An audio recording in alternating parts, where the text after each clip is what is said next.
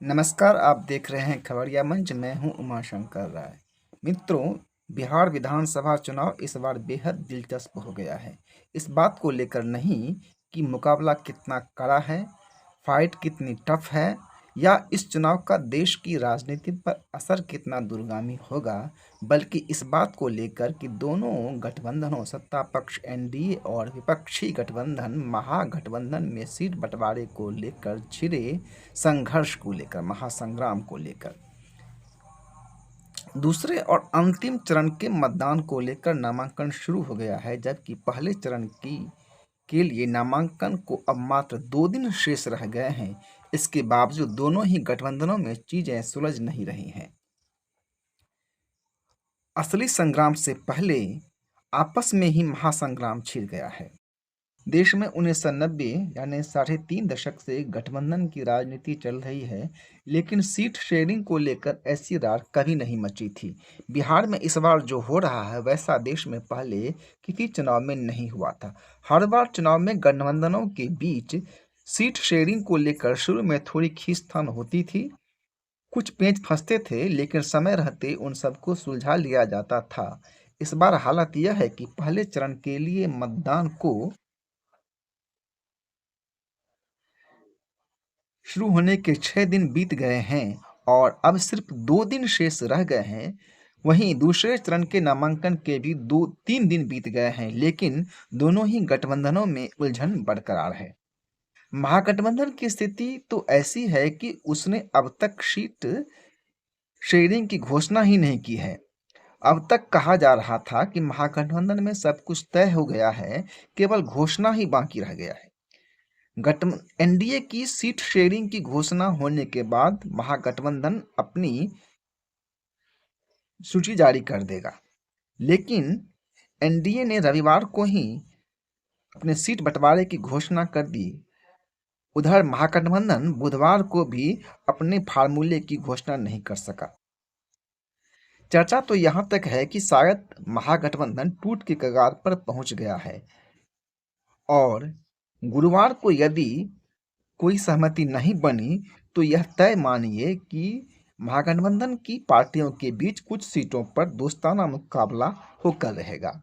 उधर एनडीए की हालत भी और ज़्यादा खराब है।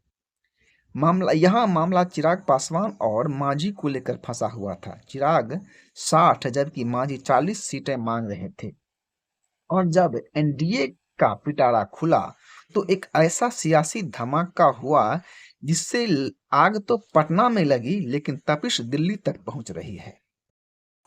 एनडीए में सीट बंटवारे का जो फार्मूला सामने आया उसने अंदरूनी टकराव पर पर्दा डालने के बदले गठबंधन की दरारों को ही उभार कर रख दिया। दरअसल महागठबंधन में जटिलता जहां कांग्रेस द्वारा खुद को राजद की छत्रछाया से स्वतंत्र दिखाने की चाहत के कारण पैदा हुई है, वहीं एनडीए में जदयू व नीतीश कुमार को निपटाने की मोदी और शाह की रणनीति के कारण खलबली मची हुई है। देखिए एनडीए में सीट से शेयरिंग का फार्मूला क्या है। एनडीए में जदयू और भाजपा को बराबर बराबर 101 सीटें मिली हैं। चिराग पासवान की लोजपा को 29, उपेंद्र कुशवाहा की रालोमो को 6 और जीतन राम मांझी की हम को भी 6 सीटें मिली हैं। एनडीए में पहला धमाका भाजपा और जदयू की बराबर बराबर सीटों को लेकर हुआ। 2005 से ही जदयू बिहार विधानसभा चुनाव में बड़े भाई की भूमिका में रहता आया है और हर बार भाजपा से ज़्यादा सीटों पर चुनाव लड़ता रहा है। देखिए 2005 से लेकर 2020 तक के चुनाव की स्थिति। वर्ष 2005 में जदयू 139, भाजपा 102। वर्ष 2010 में जदयू 141 और भाजपा 102 सीटें। 2020 में जदयू 115 और भाजपा 110 सीटों पर लड़ी थी। सीट शेयरिंग की घोषणा होते ही नीतीश बेहद नाराज हो गए। वे भाजपा से कम एक सीट अधिक तो चाहते ही थे ताकि जदयू का बड़ा भाई वाला दर्जा कायम रहे। वे लोजपा आर को भी 29 सीटें देने से नाराज थे, जबकि वे लोजपा को 20 से कम सीटों पर समेटना चाहते थे। लोजपा आर को कुछ ऐसी सीटें भी दे दी गई जो जदयू की खास सीटें हैं। नीतीश की नाराजगी के बाद सोमवार शाम को होने वाली एनडीए की संयुक्त प्रेस वार्ता टाल दी गई, जो बुधवार को भी नहीं हुई। मंगलवार को नीतीश ने इमरजेंसी मीटिंग बुलाई और बुधवार को अपने कोटे की 57 सीटों पर उम्मीदवार घोषित कर दिए। इन 57 सीटों में 5 सीटें ऐसी हैं जो समझौते के तहत चिराग पासवान की लोजपा आर को दी गई थी। ये सीटें हैं सोनवर्षा, मोरवा, मटिहानी, गायघाट और राजगीर। इतना ही नहीं, इन सीटों पर जदयू ने अपने प्रत्याशियों को सिंबल भी दे दिए और उन्हें नामांकन करने के लिए भेज दिया। इनमें सहरसा जिले की सोनवर्षा सीट पर नीतीश के करीबी और वर्तमान में मंत्री रत्नेश सदा को टिकट मिला है। नीतीश के इस कदम से जदयू और लोजपा के रिश्ते बेहद खराब हो गए हैं और मुश्किल में भाजपा फंस गई है। अब नीतीश स्वयं को सीएम फेस घोषित करने का भी दबाव डाल रहे हैं। कहा जा रहा है कि नीतीश कुमार ने संजय झा व ललन सिंह, जो इस समय भाजपा के करीबी कहे जाते हैं, के हाथों से कमान छीनकर खुद संभाल ली है। उधर जदयू का समता पार्टी के समय वाला खेमा सक्रिय हो गया है, जिसकी अगुवाई वर्तमान में मनीष वर्मा कर रहे हैं। इस कैंप को लग रहा है कि संजय झा व ललन सिंह जदयू के लवकुश समीकरण को कमजोर कर रहे हैं, जिससे पार्टी चुनाव के बाद खत्म हो जाएगी और जदयू पर पूरी तरह से भाजपा का कब्जा हो जाएगा। उधर अब तक जेडीयू में सर्वेसर्वा बने रहे कार्यकारी अध्यक्ष संजय झा और केंद्रीय मंत्री ललन सिंह अब हाशिए पर जाते दिख रहे हैं। लगता है कि नीतीश अब पार्टी को फिर से खड़ा करने के प्रयास में है। अभी एनडीए साफ दो फाड़ हो गया है, जिसमें एक ओर भाजपा और लोजपा तो दूसरी ओर जदयू, हम और कुशवाहा की रालोमो है। हम प्रमुख मांझी ने मंगलवार को खुलकर नीतीश के पक्ष में बयान दे दिया। उन्होंने पत्रकारों से कहा कि नीतीश जी का गुस्सा जायज है। जब डिसीजन हो गया है तो दूसरा क्यों उनकी सीट पर सिंबल दे रहा है। हम उनसे सहमत होते हुए हम भी बोधगया और मखदूमपुर से अपने लोगों को सिंबल दे रहे हैं। बता दें कि बोधगया और मखदूमपुर सीट लोजपा के खाते में गई है और मांझी ने उसके खिलाफ उम्मीदवार उतारने की घोषणा। इस बीच भाजपा ने मंगलवार को 71 और बुधवार को 12 उम्मीदवारों के नाम घोषित कर दिए, लेकिन 18 सीटों पर घोषणा अभी भी बाकी है। उधर जीतन राम मांझी ने भी अपने कोटे की सभी 6 सीटों पर उम्मीदवार घोषित कर दिए। हालांकि इनमें बोधगया और मखदूमपुर सीट शामिल नहीं है, जिस पर कि उन्होंने चिराग पासवान की पार्टी लोजपा आर के खिलाफ उम्मीदवार उतारने की बात कही है। नाराजगी उपेंद्र कुशवाहा के अंदर भी कम नहीं है। 12 अक्टूबर को जब सीट शेयरिंग की घोषणा हुई तो उन्होंने सोशल मीडिया पर अपनी पीड़ा जाहिर की।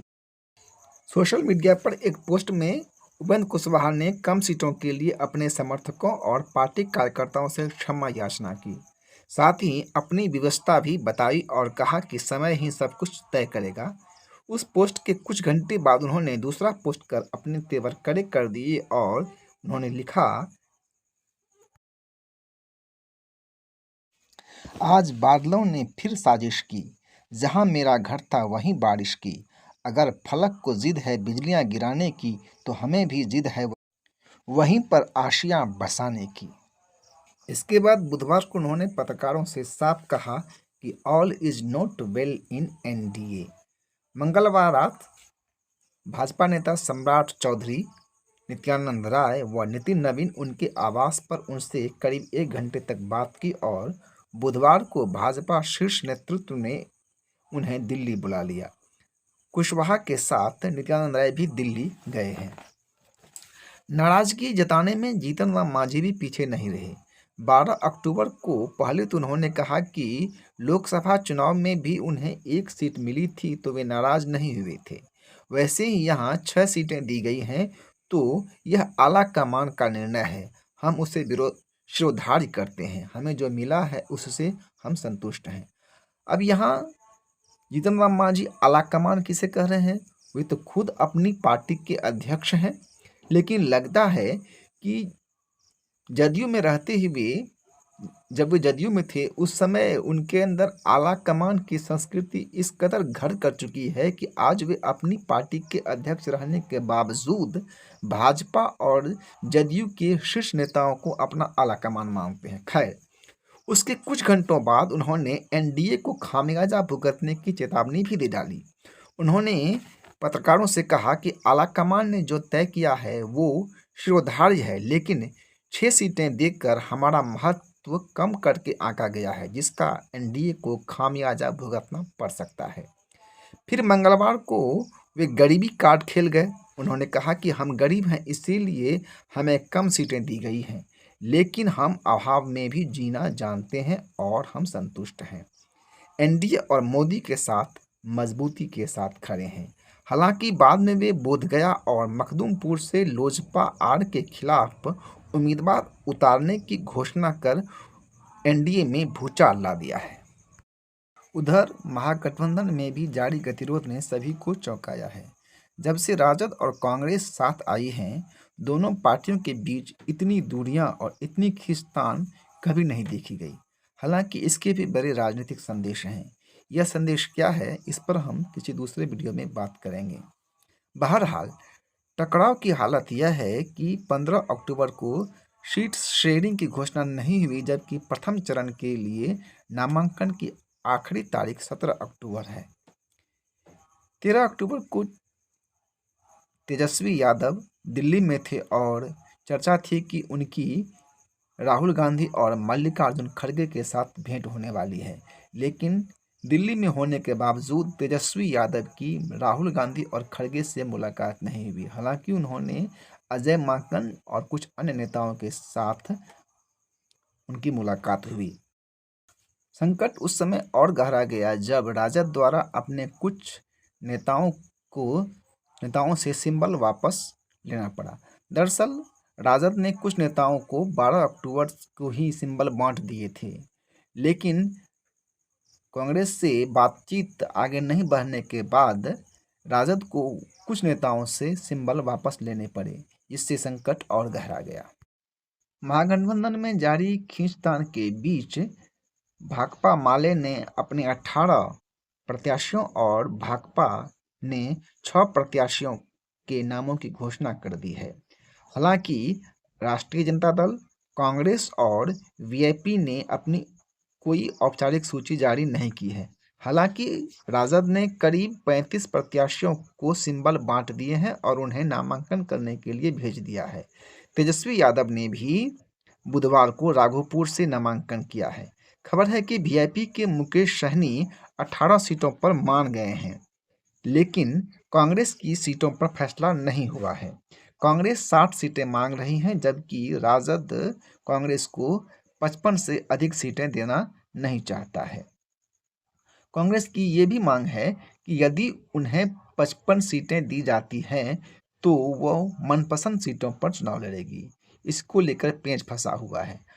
गुरुवार को कुछ न कुछ फैसला होना तय है। यदि फैसला गुरुवार को भी नहीं होता है तो फिर महागठबंधन के भविष्य पर प्रश्न चिन्ह लग जाएगा।